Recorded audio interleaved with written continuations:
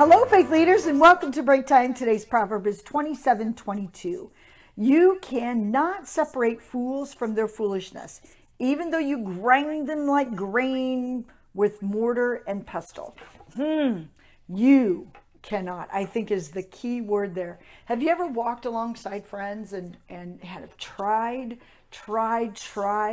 to get them to see their own foolishness, to get them to pull their foolishness out of them, and you've tried all kinds of techniques and ways to get them exposed to see the foolishness, the paths of their foolishness. And I think sometimes we can become so discouraged because I think we may see that as our role. And that is where I believe Solomon is saying, you cannot do it.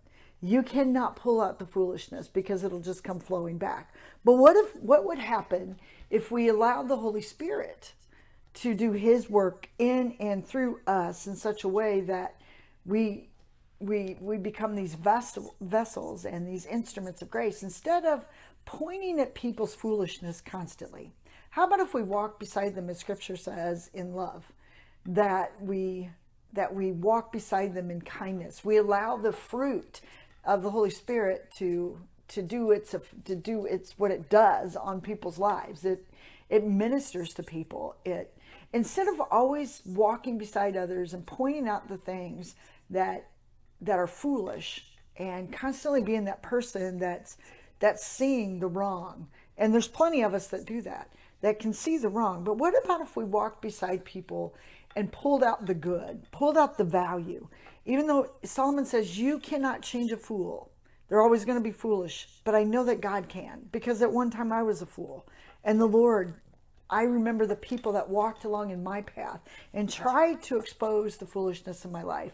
But you know what happens? I closed down to those that would not walk beside me in love or walk beside me in kindness, but were always those people that were the nags, the critics, the ones that were cynical. And, you know, we need to be really careful of this in this political year, because I believe some of us have tagged the foolish, tagged people calling them fools. And we need to be really cautious of that. What about if we started really bending our knees and praying and submitting those requests to God and asking him for those powerful things that we need done?